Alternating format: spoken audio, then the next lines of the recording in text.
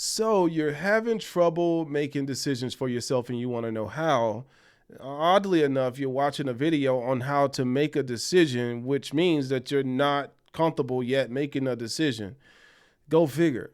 All right. But the first and foremost thing you should consider, if I were you, I would just decide what I want. What do I want? What do I want to experience? What do I want to have? What do I want to do with my life? What do I want to contribute to society? How do I want to help others? What end result do I want? And I know because the society that we live in has taught you to believe that it's somewhat narcissistic to consider yourself, to think about yourself first. But when I'm making a decision, I always think about myself first. And I'm not saying that the way I come to decision making is the only way, but it's my way. It's the way that I feel comfortable working with. And so I think about, how is this going to affect me? After I make a decision on what I want, how is this going to affect me? If I get it, how is this going to affect me? Third, I think about, how is this going to affect other people? Okay. How is this going to affect my wife? How is this going to affect my kids? How is this going to affect my business and our customers and things of that nature? How is it going to affect other people? So first, make a decision. Number two, how is it going to affect you? Number three, how is it going to affect other people?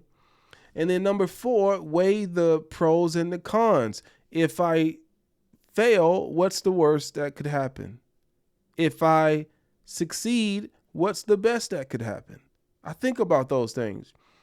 Number five, project down 5 years from now. When you look back at your life 5 years from now, do you think you'll regret trying it or not trying it?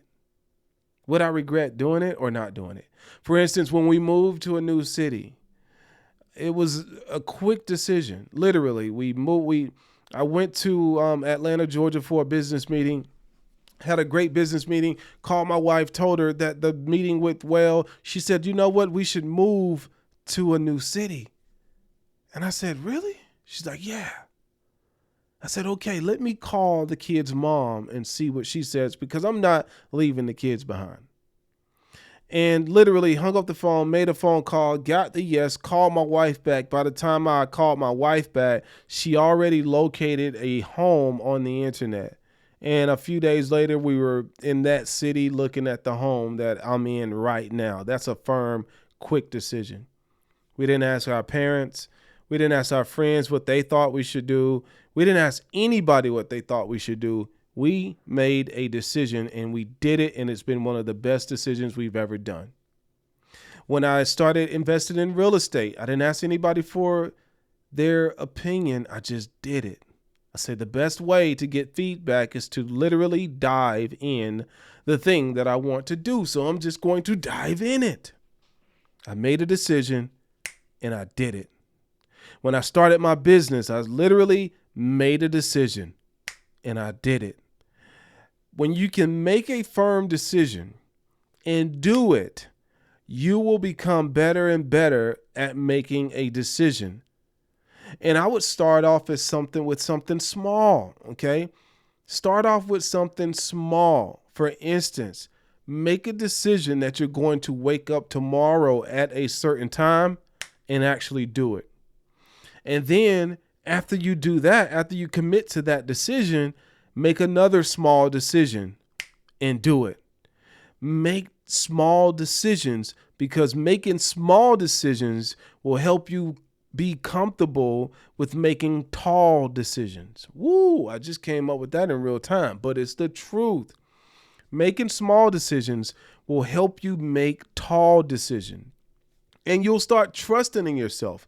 And then you also have to know that the possibility of success is there, and also the possibility of you not reaching the destination you want to reach right now is also a possibility as well.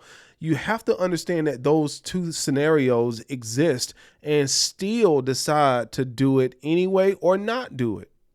Weigh the pros and the cons. That's my tip. And, the more you practice making a decision, small decision.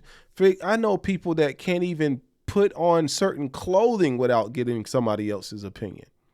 Wake up in the morning, Put on the shirt. Don't ask anybody what they think about you wearing it. Just put it on. Are you wearing it for me or are you wearing it for you? That's how I look at it. Am I wearing this shirt for me or you? I'm wearing it for me. Am I driving the car for me or you? I'm driving the car for me. Am I buying the house for me or you? I'm buying it for me. So when I'm doing it for me, I don't have to ask you for your opinion. Now, do I ask people their opinion? Sometimes. 90% of the time, I don't. 90% of the time, my opinions are going to come from the research I've done about the thing. I might read a book. I might watch a podcast. I might watch a YouTube video. And then, boom, I act on it. I don't sit there and dwell on it for too long. I gather enough information that I feel that makes me feel comfortable with making an educated decision. Research, take action. Research, take action, or dispose of it. That's it. I want to keep this video short because that's how short you need to be when you're making a firm decision. Master yourself.